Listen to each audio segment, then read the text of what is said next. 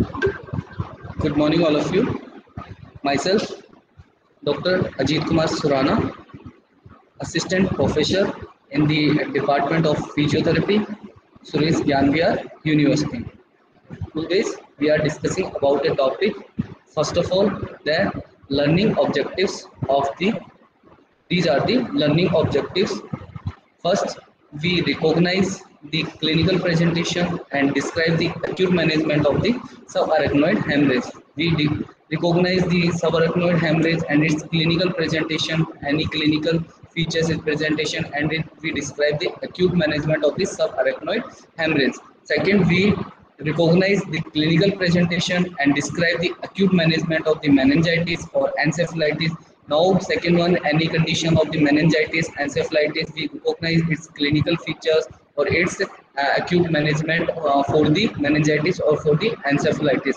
Now, third one is that we recognize the clinical presentation and describe the acute management of the temporal arthritis. Any problem related to the temporal arthritis, we recognize and its clinical features of the temporal arthritis. Now, next is that we describe the pathophysiology, its clinical presentation or clinical features, any differential diagnosis, any diagnostic consultation, and the basic management of the headache. Next is that we describe the pathophysiology, any clinical features of the presentation, is differential diagnostic consideration, and the basic management of the central nervous system infections. Now, we describe the pathophysiology, clinical presentation, differential diagnostic, and the consultation, and the basic management of the brain tumors. Now we differentiate among the clinical symptoms associated with headache and the method of evaluation for further work of the diagnostic. Now we recognize acute hemorrhage and ischemic stroke on the CT of the brain. So these are the learning objectives for the any type of diseases of the clinical neurology, like recognize the clinical presentation and describe the acute management of the subarachnoid type of hemorrhage, recognize the clinical presentation or clinical features and describe the acute management of meningitis or encephalitis like conditions, recognize the clinical presentation and describe the acute management of temporal arthritis conditions. And now we describe the pathophysiology of the disease, its clinical presentation or clinical features, differential diagnostic consideration, and the basic management of the headache-like of conditions. Now we describe the pathophysiology, its clinical presentation or clinical features, its differential or diagnose, how can we diagnose the disease, and its basic management of the central nervous system infection. Describe the pathophysiology, clinical presentation, and differential diagnostic consideration, and the basic management of the brain tumor-like conditions. Now we differentiate among the clinical syndrome associated with headache and the method of the evaluation for further work of the diagnosis. And now we recognize acute hemorrhage and the ischemic stroke on the CT of the brain. These are the learning objectives of the clinical neurology.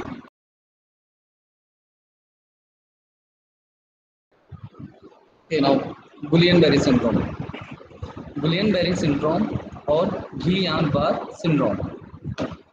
Guillain-Barré syndrome or Guillain-Barré syndrome, also known as Landry's palsy, is a classic lower motor neuron disorder. It is a reactive, self-limited autoimmune disease in which the body's immune system attacks part of the peripheral nervous system and which present as acute generalized weakness. So, this is the definition of Guillain-Barré syndrome. Guillain-Barré syndrome or Guillain-Barré syndrome, it is also known as Landry's palsy. It is a classic lower motor neuron disorder. It is a classic lower motor. It is mainly a lower motor neuron disorder. It is reactive, self-limited autoimmune disease. It is a reactive, self-limited autoimmune disease in which the body's immune system attacks part of the peripheral nervous system. Means own body immune system, it attacks part of the peripheral nervous system and which present as acute generalized weakness. Now it is referred to as a syndrome because it represents a broad group of demyelinating inflammatory polyradiculoneuropathies. So it is referred to as a syndrome because it is represents a broad group of demyelinating inflammatory radiculoneuropathies. Now, GBS can also be classified into the following categories. It is now classified into the following categories. First one is the acute inflammatory demyelinating polyneuropathy, or AIDP. Acute inflammatory demyelinating polyneuropathy, or AIDP. Now, the acute inflammatory demyelinating polyneuropathy, the immune response damages the myelin coating. In acute inflammatory demyelinating polyneuropathy, the immune response damages the myelin coating and interferes with the transmission of nerve signals. In AIDP, the immune response, it damages the myelin coating and it interferes with the transmission of the nerve signals. So this is all about the GBS or Guillain-Barré syndrome. It is referred to as a syndrome because it represents a broad group of demyelinating inflammatory polyradiculoneuropathies, or it may be classified into following categories like AIDP, or acute inflammatory demyelinating polyneuropathy, AIDP, or acute inflammatory polyneuropathy. In this, the immune response damages the myelin protein and it interferes with the transmission of the nerve signals. Now, axonal can be further divided into, now the axonals, they can be further divided into, first one is the acute motor axonal neuropathy, or AMAN, acute motor axonal neuropathy, or acute motor sensory axonal neuropathy. In the above two, the axons themselves are damaged by the immune response. In both, in acute motor axonal neuropathy or in acute motor sensory axonal neuropathy, the axons, they are themselves are damaged by the immune responses. Now, second one is the Miller-Fisher syndrome. Miller-Fisher syndrome is a rare acquired nerve disease. It is a rare or acquired nerve disease that is geographically variable variant of Guillain-Barré syndrome. It is a geographically variable variant of Guillain-Barré syndrome. It is observed in about 1% to 5% of all GBS cases. It is observed in about 1% to the 5% of all GBS cases in the Western countries. Yet up to the 19% and the 25% in the Taiwan and the Japan are respectively. So, first one, acute inflammatory demyelinating disease. It has a axonal. It is can be further divided into acute motor axonal neuropathy or acute motor sensory axonal neuropathy. In this, above two, the axons, they themselves are damaged by the immune responses. Second one is the Miller-Fisher syndrome. It is a Miller-Fisher syndrome. It is a rare acquired nerve disease. It is a rare or acquired nerve disease that is geographically variable variant of the Guillain-Barré syndrome. It is observed in 1 to 5% of the GBS cases in the Western countries, yet up to the 19% and 25% in the Taiwan and the Japan respectively. Now, the etiology of the Guillain-Barré syndrome. The Guillain-Barré syndrome and its variants are considered post-infectious. The Guillain-Barré syndrome and its variants, they are considered post-infectious immune mediated neuropathy. These are the post-infectious immune-mediated neuropathies. Evidence from animal models suggests a key role of molecular mimicry.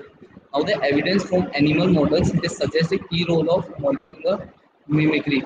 In Campylobacter jejuni gastrointestinal infections, a liposaccharides present in the outer membrane of the bacteria is similar to the gangliosides that are components of the peripheral nerves. Therefore, an immune response triggered to the fight infections, an immune response is triggered to fight infection can lead to a cross reaction on host nerves. So this is the etiology of the Guillain-Barré syndrome. Guillain-Barré syndrome and its variant, they are considered post-infectious immune-mediated neuropathy. They are considered as a post-infectious immune-mediated neuropathies. Evidence from animal models, they suggest a key role of molecular mimicry in Campylobacter jejuni gastrointestinal infections. A liposaccharides present in the outer membrane of the bacteria is similar to the gangliosides that are components of the peripheral nerves. Therefore, an immune response triggered to the fight infection can lead to a cross reaction on the host nerves.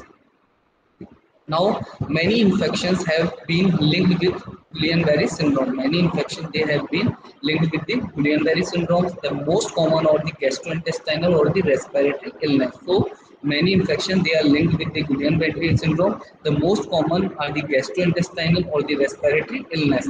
Up to the 70% of the patient have reported an antecedent illness. Up to the 70% of patients have reported an antecedent illness in the 1 to 6 weeks before the presentation of the Guillain-Barré syndrome. During the Zika virus outbreak, many GBS cases were described, and the result of this study indicate GBS pathophysiologic mechanism that may be more common after Zika infection. Case reports detail many other possible etiology linked to the Guillain-Barré syndrome, including medications and the surgery. So, many infections have been linked with the Guillain-Barré syndrome. The most common infections that are linked with the Guillain-Barré syndrome are the gastrointestinal or the respiratory illness. Up to the 70% of patients have reported an antecedent illness in the 1 to 6 weeks before the presentation of the Guillain-Barré syndrome. During the Zika virus outbreaks, many GBS cases were described after the Zika virus outbreaks, and the results of this study indicates Guillain-Barré syndrome pathophysiologic mechanism that may be more common after the Zika infection. It is more common just after the Zika infection. Case reports detail many other possible etiologies linked to the Guillain-Barré syndromes, including medications and the surgeries. Now, in 1976, flu vaccination against the influenza A H1N1 antigen lead to the well-documented increase. It increased the incidence of cases of the Guillain-Barré syndrome.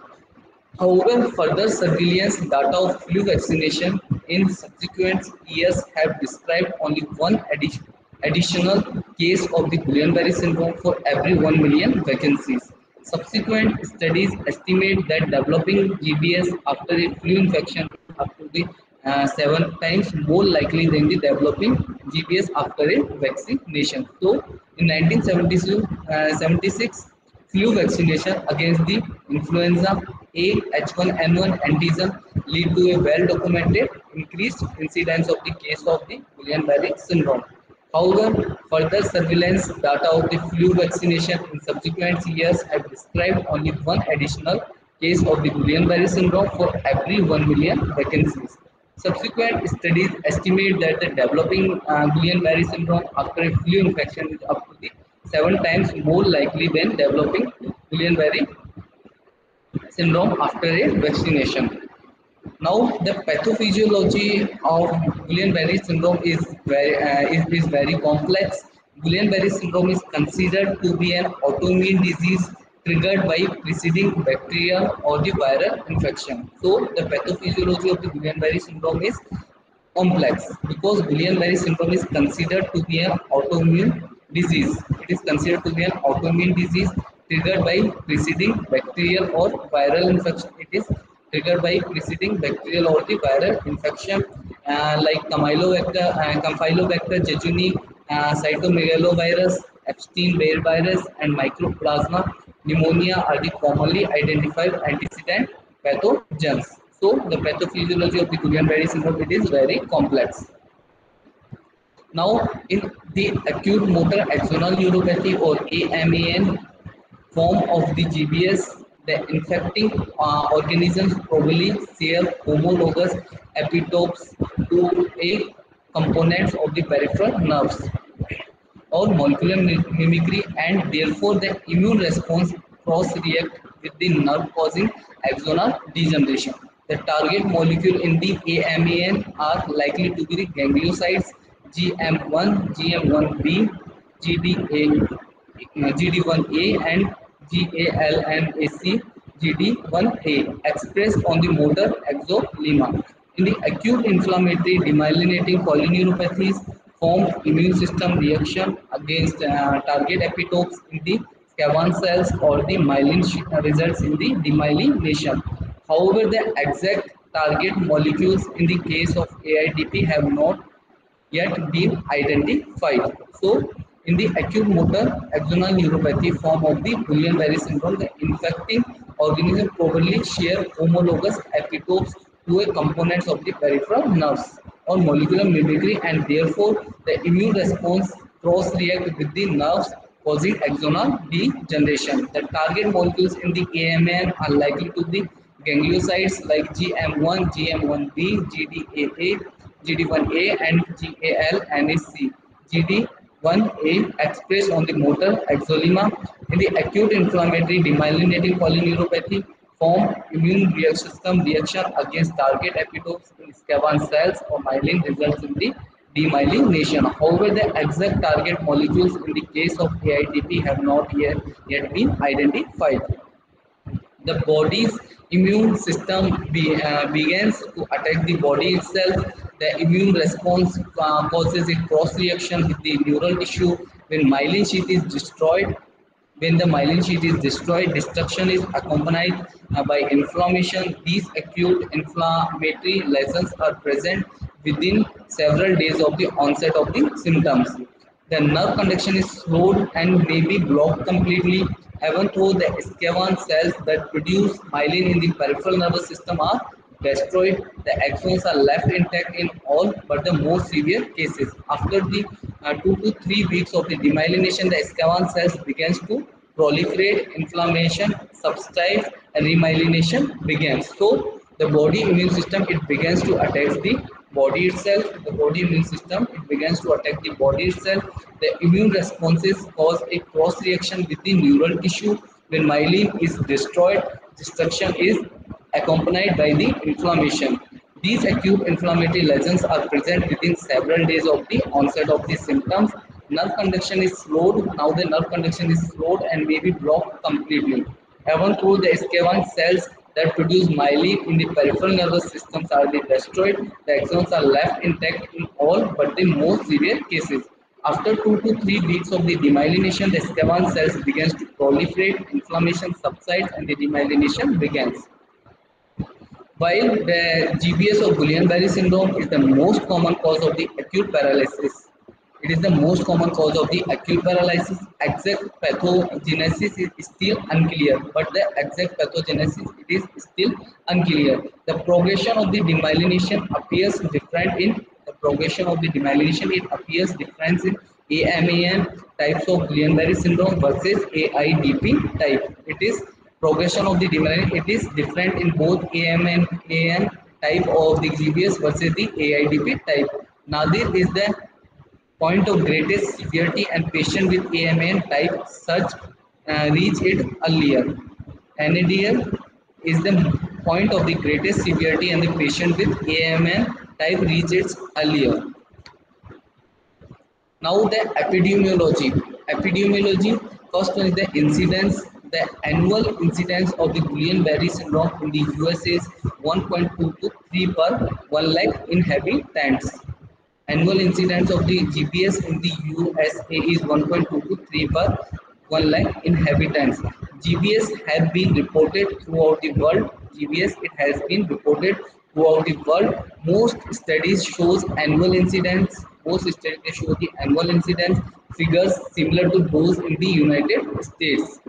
Now the age. The annual mean rate of hospitalization in the United States related to the Guillain-Barré syndrome increases with the age, being 1.5 cases per 1 lakh population in the children under 15 years of the age and peaking at 8.6 cases per 1 lakh population in 70 to 79 years old.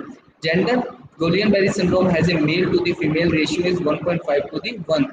So male are more affected to the Guillain-Barré syndrome as compared to the female. So this is the epidemiology of the Guillain-Barré syndrome. First incidence, the annual incidence of the Guillain-Barré syndrome in USA is 1.23 per 1000 inhabitants. 1 lakh inhabitants. Guillain-Barré syndrome has been reported throughout the world, but it has been reported throughout the world. Most studies shows annual incidence figures similar to those in the United States. Now the age, the annual mean rate of hospitalization in the United States related to the Guillain-Barré syndrome increases with the age, being 1.5 cases per 1 lakh population in children under 15 years of the age and peaking at 8.6 cases per 1 lakh population in 70 to 79 years old. Gender, the Guillain-Barré syndrome has a male to female ratio of 1.5 to the 1. Typically, patient with Guillain-Barré syndrome present 2 to 4 weeks following a relatively benign gastrointestinal or the respiratory illness with complaints of the finger, dysesthesia, and proximal muscle weakness of the lower limbs. The weakness may progress hours to the days to involve the arm. Now the weakness it may progress over hours to the days to involve the arm, trunk, cranial nerves, and the muscles of the respiration. Variants of the Guillain-Barré syndrome may present as pure motor dysfunction or acute dysautonomia. A typical GBS is an acute predominantly motor neuropathy involving distal limb paresthesia, relatively symmetrical leg weakness and the frequent gait ataxia. So a typical patient with Guillain-Barré syndrome present 2 to 4 weeks following a relatively benign gastrointestinal or the respiratory illness with the complaints of the finger, dysesthesias and the proximal muscle weakness of the lower limbs. The weakness may progress over hours to the days to involve the arms, trunk, cranial nerves and the muscles of the respiration. Variants of the Guillain-Barré syndrome may present as pure motor dysfunction. Now the variants of the Guillain-Barré syndrome may present as pure motor dysfunction or acute dysautonomia. A typical Guillain-Barré syndrome is an acute. Now the typical Guillain-Barré syndrome is an acute predominantly motor neuro. It is an acute predominantly motor neuropathy. It involving the distal limb paresthesia, relatively symmetric leg weakness, and the frequent gait ataxia. Now most cases will have subsequently arm weakness. Most cases will have subsequent arm weakness and possibly the weakness of the facial, ocular or the oropharyngeal muscles. Weakness is always bilateral, although some asymmetric in onset and severity is common. Proximal muscle weakness very frequent, especially initially with subsequent distal arm and the leg weakness. Guillain-Barré syndrome with a descending pattern of the weakness seen in 14% cases, onset initially with cranial nerve or arm muscle weakness, followed by leg weakness. In 1 to 3 of cases, the degree of weakness in arms and leg is roughly equal. So, the most cases with the Guillain-Barré syndrome will have subsequent arm weakness and possibly the weakness of the facial, ocular, and the oropharyngeal muscles. Now the weakness is always bilateral. It is always bilateral. Although some asymmetric in onset and severity, it is common. Proximal muscle weakness. Now the proximal muscle weakness very frequent, especially initially with subsequent distal arm and leg weakness. Guillain-Barré syndrome with a descending pattern of weakness seen in 14% of the cases. Onset initially with cranial nerve or the arm muscle weakness, followed by leg weakness. In 1 to 3 of the cases, the degree of weakness in the arms and leg is roughly equal. Now, reduced or absent reflexes characterize Guillain-Barré syndrome.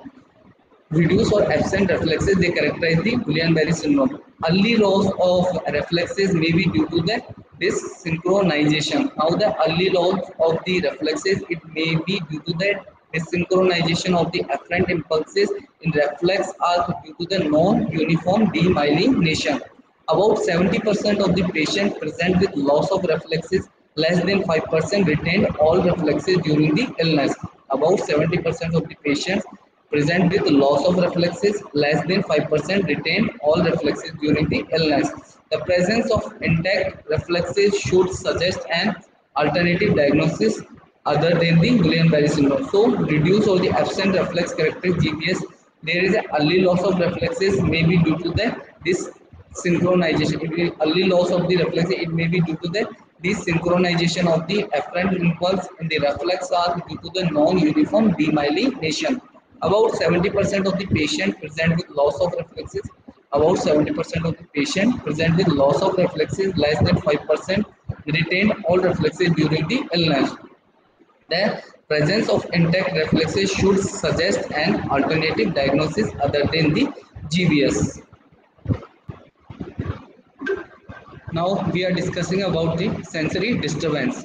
50% will present with symmetrical distal limb paresthesias before clinically evidence limb weakness. Early finger paresthesias suggest a patchy process, unlike the pattern seen with distal axonopathies. Paresthesias of trunk or face unusual, but sensory loss over the trunk frequent and a pseudo level may be evident. Beware if definite sensory level present, as this may suggest structural cord disease. So this is all about the sensory disturbance. 50% will present with symmetrical distal limb paresthesia before clinically evidence limb weakness. Early finger paresthesia suggests a patchy process, unlike the pattern seen with distal axonopathies. Now that this autonomia occurs in about 65% of the cases. This autonomia occurs in about 65% of the cases. More frequent in patient with severe paralysis. It is more frequent in patient with a severe paralysis and ventilator difficulties, but may develop in mild cases. It is more frequent in patients with severe paralysis and ventilator difficulties, but may develop in mild cases. This is the most common. The most common manifestations include cardiac dysfunction such as sinus tachycardia, sinus bradycardia, sinus arrest, and other supraventricular arrhythmias, paroxysmal hypertension and hypotension, especially postural. ICU monitoring necessary because of possible cardiac complications. Other features like the urinary one-fourth of the cases in DH, alter sweating, mild orthostatic hypotension. So this is all about the dysautonomia. Dysautonomia occurs in about the 65% of the cases. It is more frequent in patient with severe paralysis. It is more frequent in patient with a severe paralysis and ventilator difficulties, but may develop in mild cases. It is may develop in the mild cases.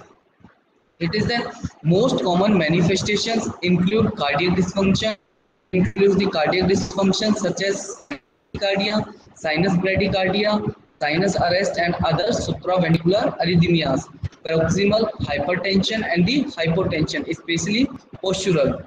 ICU monitoring necessary because of possible cardiac complication. ICU monitoring is necessary because of the possible cardiac complications. Other features like ileus, urinary retention in the one-fourth of the cases, inappropriate ADH, altered sweating, mild orthostatic hypotension. Now the cranial nerve involved is observed in cranial nerve is observed in the 45 to 75% of the patient with the GBS or Guillain-Barré syndrome. Cranial nerve mainly third to 6 and 9 to 12 may be affected. Common complaint includes facial palsy. So cranial nerve involved is observed in the 45 to 75% patient with the Guillain-Barré syndrome. Cranial nerve third to 7th and the 9 to 12 may be affected in the Guillain-Barré syndrome, or it is more common complaint includes facial palsy. In facial palsy, there is diplopia, dysarthria, dysphagia, ophthalmoplegia, pupillary disturbance, facial and oropharyngeal weakness. There is a facial and the oropharyngeal weakness usually appears after the trunk and limbs are affected. They are usually appears after the trunk and the limbs are affected. The Miller-Fisher variant of the Guillain-Barré syndrome is unique in that this subtype begins with cranial nerve deficit. So cranial nerve involved is observed in the 45 to 75% patient with the Guillain-Barré syndrome. Most common cranial nerve involved are 3rd to 6 and 9 to 12 may be affected. So common complaint includes facial palsy. Common complaint includes the facial palsy, diplopia, dysarthria, dysphagia, ophthalmoplegia, pupillary disturbance, facial and the oropharyngeal weakness usually appears after the trunk and limbs are affected. The Miller-Fisher variant of the Guillain-Barré syndrome is unique in that this subtype begins with cranial nerve deficit. Now the symptoms become progression, antecedent illness. Next is antecedent illness. Up to two-thirds of the patient with Guillain-Barré syndrome report an antecedent illness.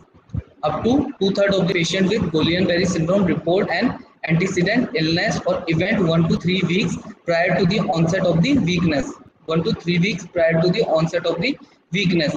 Upper respiratory and the gastrointestinal illness are most commonly reported conditions. Upper respiratory and the gastrointestinal illness are the most commonly reported conditions. Symptoms generally have resolved by the time. Symptoms they generally have resolved by the time the patient present with the neurological condition. So in antecedent illness, up to two-thirds of the patient with Guillain-Barré syndrome report an antecedent illness. With CBS, they report an antecedent illness or event 1 to 3 weeks prior to the onset of the weakness. 1 to 3 weeks prior to the onset of the weakness. Upper respiratory and the gastrointestinal illness are the most commonly reported condition. Gastrointestinal illness are the most commonly reported condition. Symptoms by the time the patient present with the neurological condition. The patient present with the neurological condition. Now, Guillain-Barré syndrome symptom progression. Guillain-Barré syndrome symptoms are progression. The mean time to peak of the symptom is 12 days.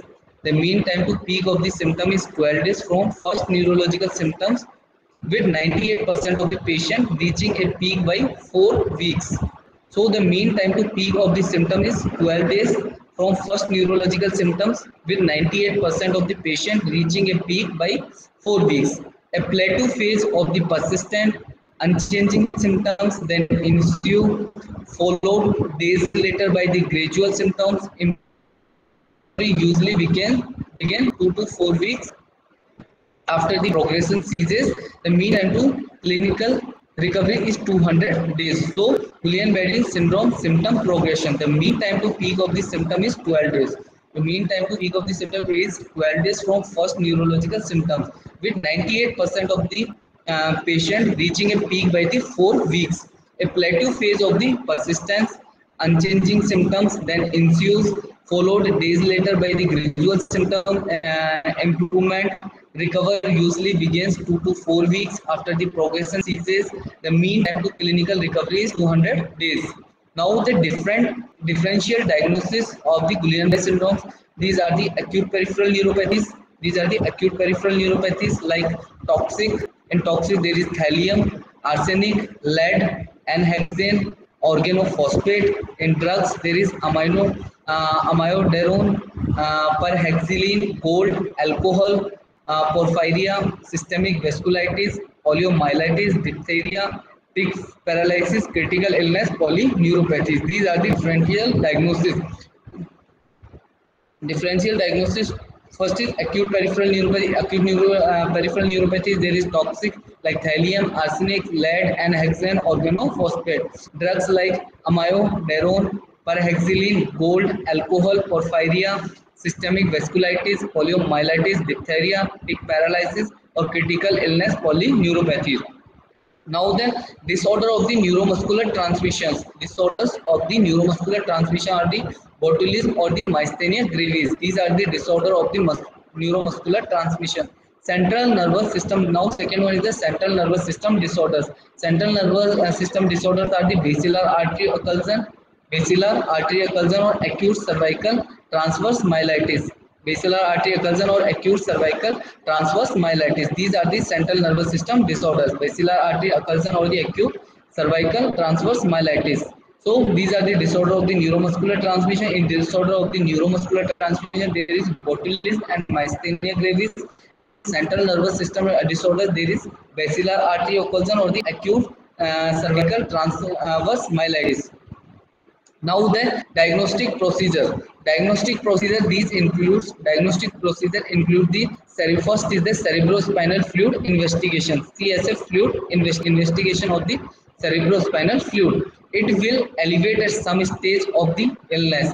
Cerebrospinal fluid will elevate it at some stage of the illness, but remains normal during the first 10 days. But it remains normal during the first 10 days. There may be lymphocytosis greater than the 50 lakh cells per liter. So second one is the electrophysiological studies.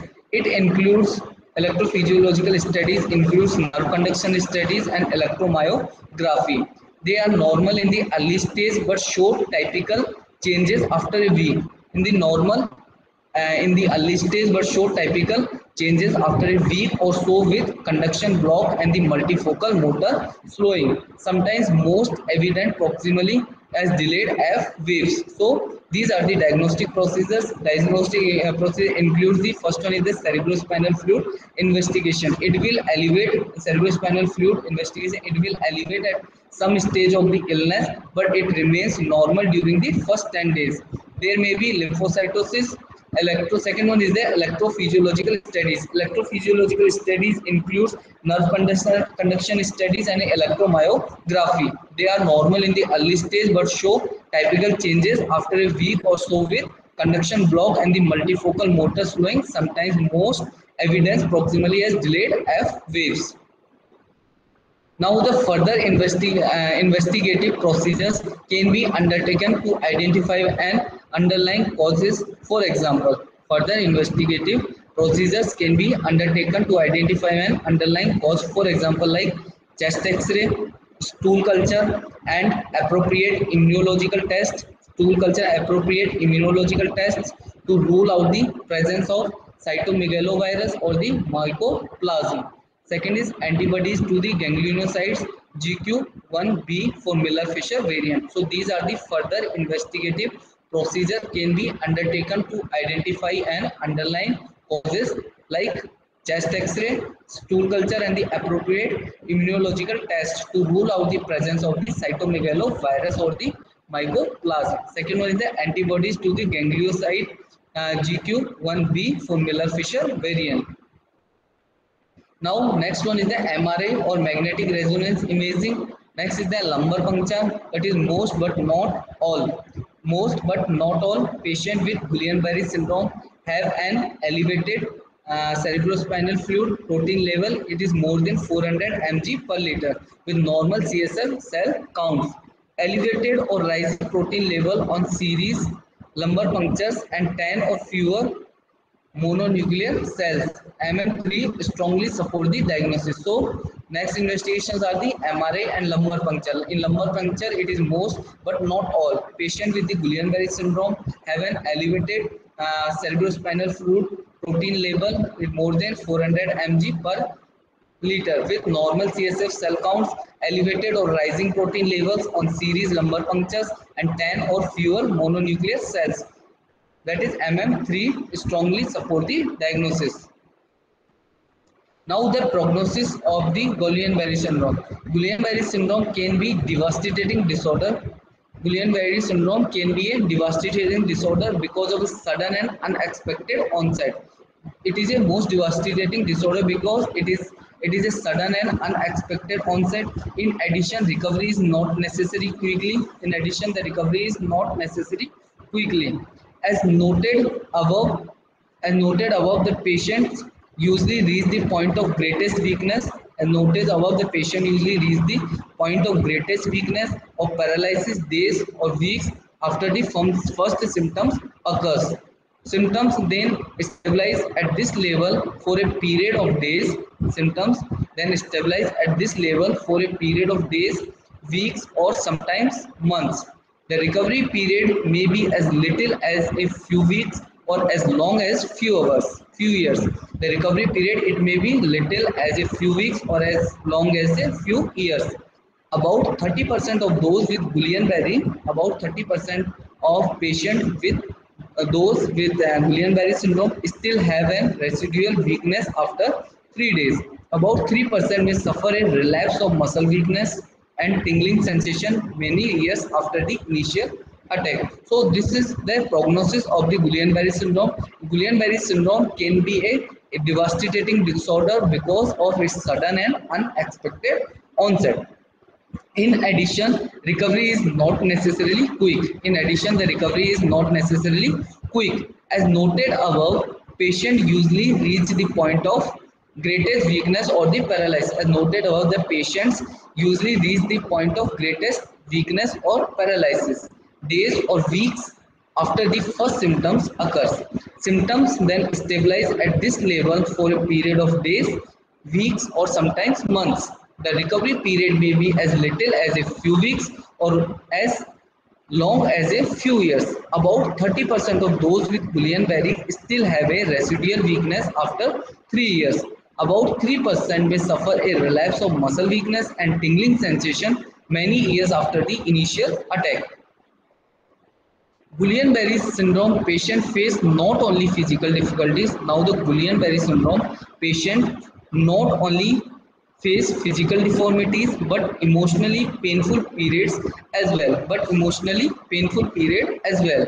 It is often extremely difficult to the patient to adjust to sudden paralysis. It is often extremely difficult for a patient to adjust to sudden paralysis and dependence on others for help with routine daily activities. Patients sometimes need psychological counseling to help them adapt.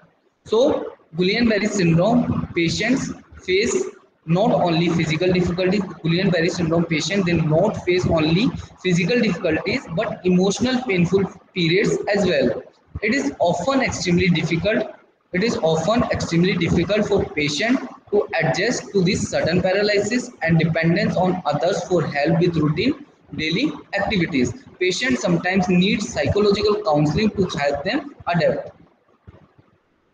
Now, category clinical in predictors age more than 40 or 50 years, reduce vital capacity, need for mechanical ventilation, preceding diarrhea, low MRC sum score at admission, low MRC sum score at day 7 post admission, short interval between weakness onset and the admission, facial and or bulbar weakness.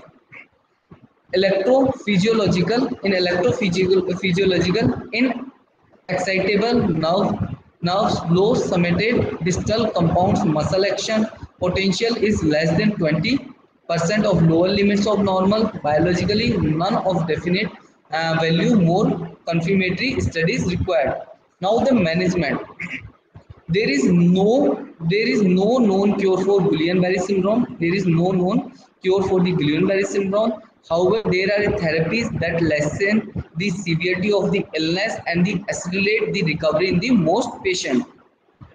There is a therapies that lessen the severity of the illness and accelerate the recovery in the most patient. There are also a number of ways to treat the complications of the disease. In medical management, the mainstay of the medical management of the patient with the Guillain-Barré syndrome is the plasmapheresis. The mainstay of the medical management of the patient with the Guillain-Barré syndrome is the plasmapheresis. In plasmapheresis, blood is removed from the body. In plasmapheresis, the blood is removed from the body. The red and white cells are separated from the plasma. Now the red and white cells are separated from the plasma, and only the bloods are returned to the patient, and only the blood cells are returned to the patient. It is thought that removing the plasma eliminates some of the immune factors. It is thought that the removing the plasma it eliminates some of the immune factors that are responsible for the disease progression. Disease progression. Plasmapheresis helps in following ways: it reducing the length of the illness, or it shorten time on mechanical ventilation. It shorten the time of mechanical ventilation and early ambulation. So medical management, the mainstay of the main of the medical management of the patient with the Guillain-Barré syndrome is plasmapheresis. In plasmapheresis, the blood is removed from the body. The red and white cells, blood cells are separated from the plasma, and only the blood cells are returned to the patient. It is thought that removing the plasma, it eliminates some of the immune factors that are responsible for the disease progression. Plasmapheresis helps in following ways: it reducing the length of the illness, shortening time on mechanical ventilation or early ambulation. Now, intravenous immunoglobulin.